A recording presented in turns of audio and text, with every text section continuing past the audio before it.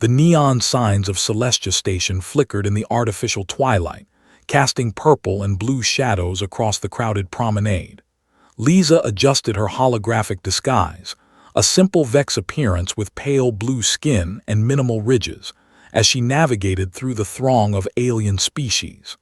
After 3 months undercover, the disguise felt like a second skin. She was here for one reason: to document the treatment of lesser species in the Galactic Coalition's most prestigious station, and what she'd seen made her blood boil. The Sci-fi cantina sat in the station's upper district, where the elite gathered. Lisa pushed through the entrance, her hidden camera recording everything. The establishment was lavish: crystalline tables, floating platforms, and servers who moved with practiced efficiency despite their obvious exhaustion. One server caught her attention immediately. The dragon waitress was young, perhaps barely into adulthood by her species standards. Her scales, which should have shimmered with iridescent beauty, were dull and scratched. One wing hung at an awkward angle, clearly injured and untreated. She moved between tables with a pronounced limp, balancing trays that seemed far too heavy for her diminished state. Lisa's jaw clenched. Dragons were classified as Class C servants by the Coalition, species deemed suitable only for manual labor. Never mind that they were sentient, intelligent, and had once had their own thriving civilization before the Coalition's expansion. She took a seat at a corner table, positioning herself to observe.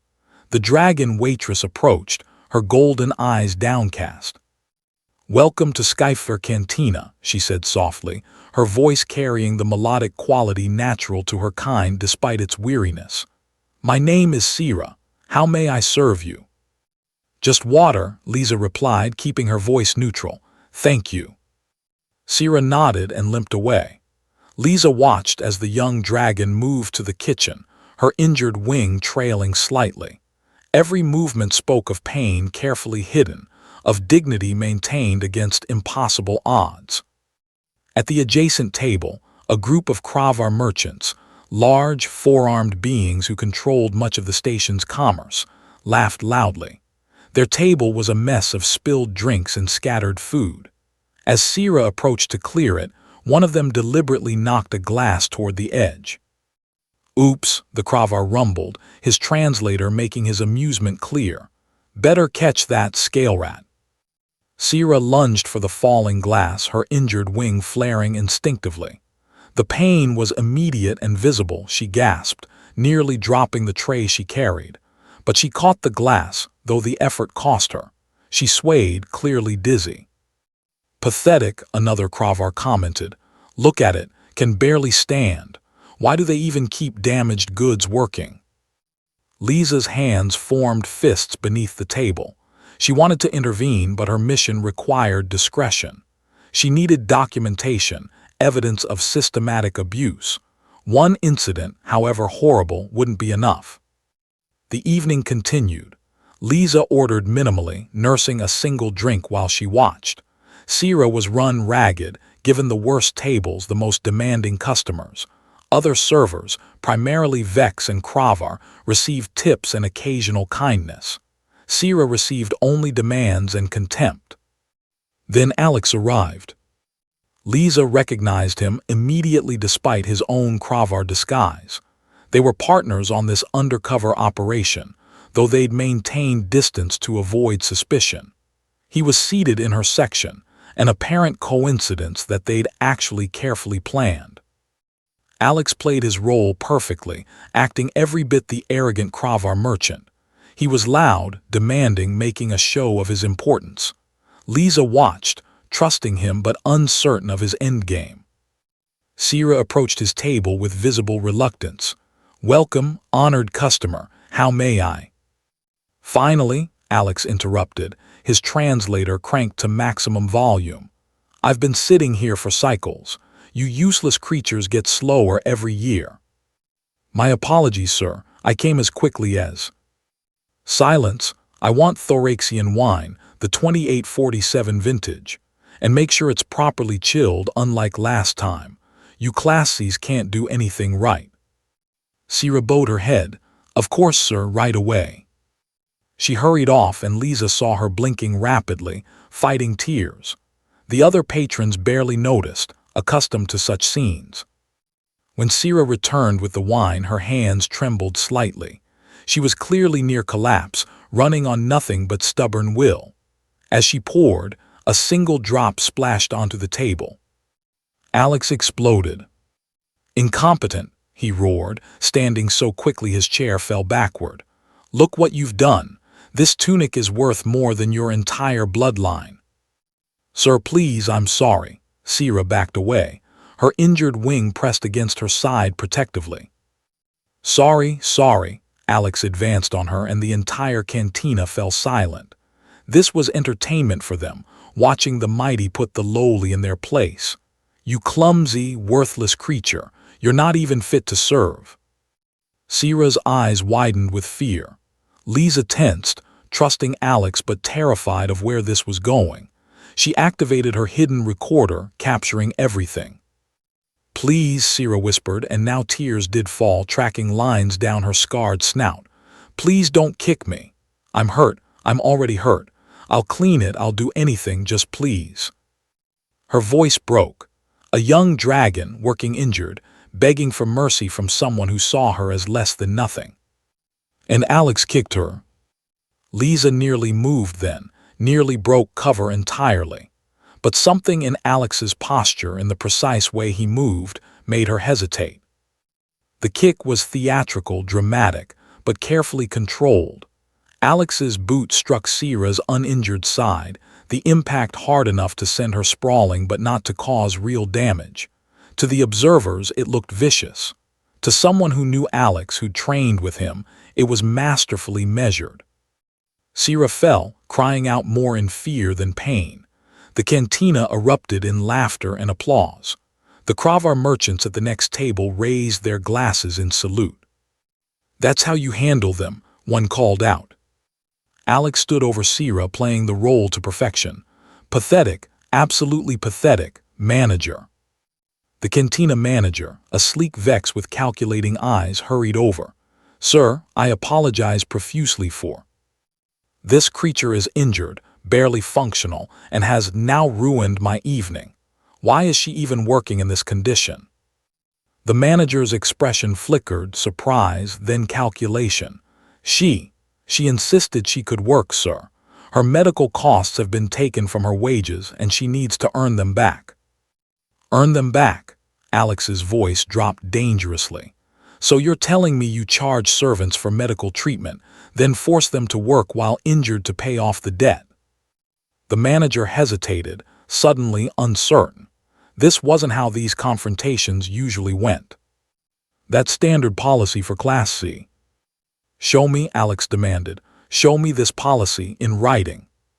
Sir, I don't think. Show me the policy. The manager, flustered and trying to placate who he thought was an important customer, actually pulled up his datapad and displayed the relevant regulations. Alex's hidden camera captured everything: the illegal wage garnishment, the forced labor, the systematic exploitation. Interesting, Alex said quietly. Then, in a movement too fast for most to follow, he shed his holographic disguise. The cantina gasped. Standing where the Kravar merchant had been was a human, still rare enough in this sector to cause shock. But more importantly, his true clothing was now visible. The insignia of the Galactic Rights Commission. I am Inspector Alex Chen of the GRC, he announced, his voice carrying throughout the now silent cantina. And you, sir, have just confessed to multiple violations of the Sapient Rights Act. He turned to address the room. All of you have just witnessed, and in many cases, participated in systematic abuse of a protected species. Lisa dropped her own disguise, revealing her GRC uniform as well. Inspector Lisa Rodriguez.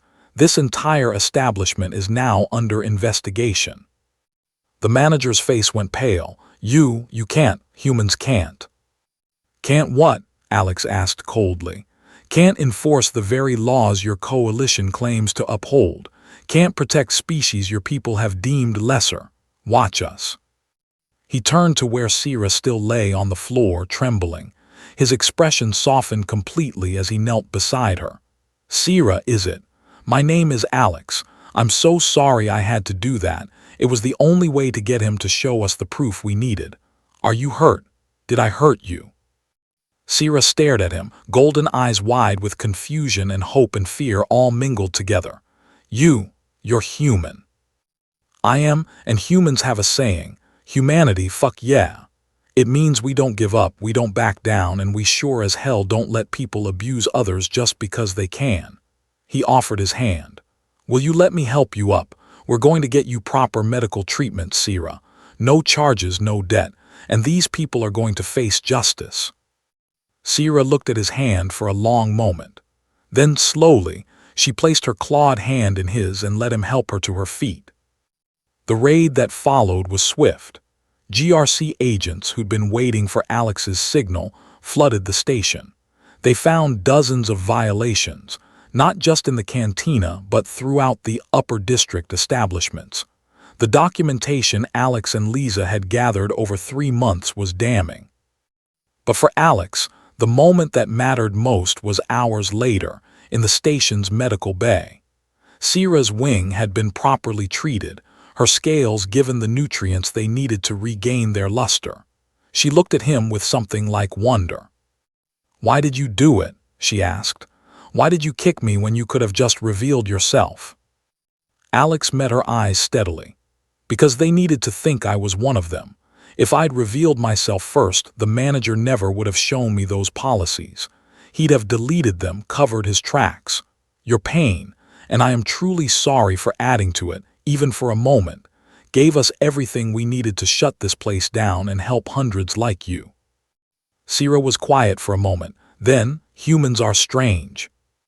"Yeah," Alex agreed with a slight smile. "We are, but we're also stubborn and we really hate bullies." Lisa joined them, datapad in hand. "It's official.